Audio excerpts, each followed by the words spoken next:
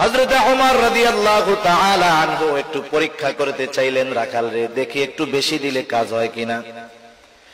রাখাল রে এবার ওমর রাদিয়াল্লাহু তাআলা আনহু বলতেছে, ও রাখাল, আমি তোমার কাছে একটা প্রস্তাব দেই, তুমি একটা কাজ করো, একটা দুধওয়ালা ছাগি আমাদেরকে দিয়ে দাও, বিনিময়ে আমরা তোমাকে তার মূল্য দিয়ে দিব। এতে আমাদের দুধের দ্বারা তৃষ্ণা নিবারণ হবে, গোশতের দ্বারা ক্ষুধা দূর হবে। তোমার মালিক যদি তোমাকে জিজ্ঞাসা করে যে ছাগল কোথায়, তুমি বলবা একটা নেকড়ে অথবা বাঘে আক্রমণ করে ধরে নিয়ে গেছে। এটা স্বাভাবিক, মাঝে মধ্যেই ঘটে। রাখাল বললে মালিক বিশ্বাস করবে। হযরত ওমর রাদিয়াল্লাহু তাআলা আনহু যখন রাখালরে বললেন, রাখাল, তোমাকে আমি কিছু টাকা দিচ্ছি, সম্পদ দিচ্ছি, তুমি ছাগল একটা দিয়ে দাও, তোমার মালিক যদি জিজ্ঞাসা করে তুমি বলবা নেকড়ের পাল আক্রমণ করে একটা ছাগল নিয়ে গেছে, তোমার মালিক সেইটা বিশ্বাস করবে। রাখাল সাথে সাথে হতবাক হয়ে গেল। রাখাল বলতেছে, ইয়া হাদা ফাইনাল্লাহ, ইয়া হাদা ফাইনাল্লাহ। রাখাল বলতেছে, হে আগন্তুক, তুমি কি বলো? আল্লাহ কোথায়, আল্লাহ কোথায়, আল্লাহ কোথায়? তুমি কেমন কথা বলতেছো? তার মানে রাখাল বলতেছে, এ আগন্তুক মুসাফির, তুমি আমাকে কি কথা বলতেছো?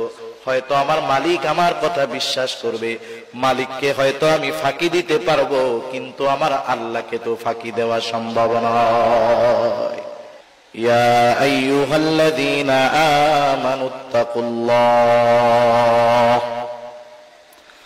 হাক্কা তুকাতিহি ওয়া লা তামুতুন্না ইল্লা ওয়া আনতুম মুসলিমুন।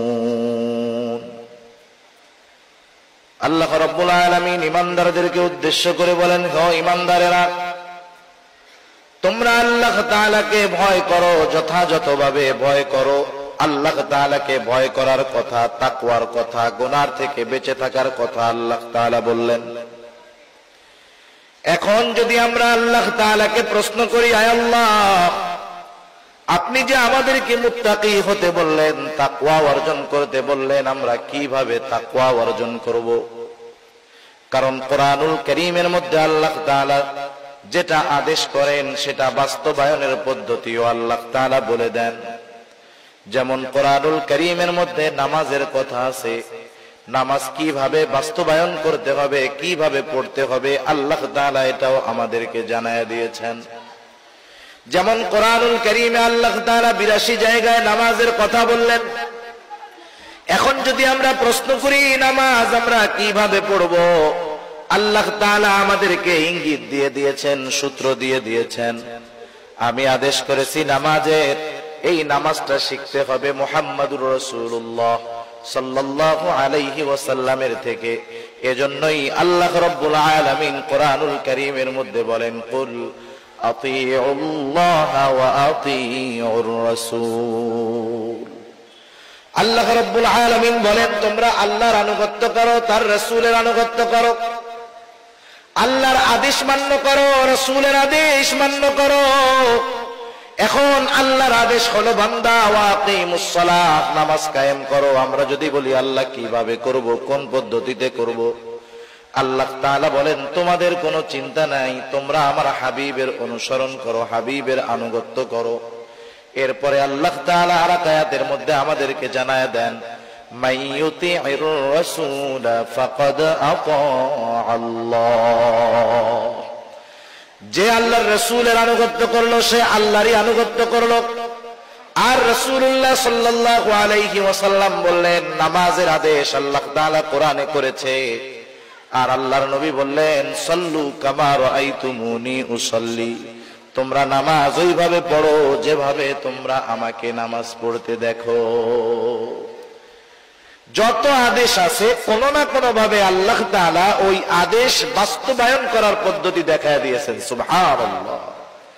মনে করেন আপনি একটা ছেলেকে বললেন যে তুমি আগামী দিন সকাল বেলায় চট্টগ্রাম যাবা, চট্টগ্রাম শহরে যাবা, হালি শহর যাবা, বাইজিদ গোস্তামি যাবা, কিন্তু ছেলেটা জীবনে আপনার ওই ব্রিজের ওই পারে যায় নাই। বলেন তো, যতই সহজ জায়গা হোক না কেন, অচেনা জায়গা যত সহজ হোক, কিন্তু এটা কঠিন জায়গা। অপরিচিত জায়গা যত সহজ হোক, এটা প্রথমবার কঠিন লাগবে, স্বাভাবিক। আপনি যখন তাকে আদেশ করবেন যে আগামী দিন সকাল বেলায় তোমাকে শহরে যেতে হবে, সে তো জীবনে কোনোদিন শহরে যায় নাই, সে তো রাঙ্গুনিয়াও কোনোদিন যায় নাই, এখন তার জন্য তো শহরে যাওয়া কঠিন।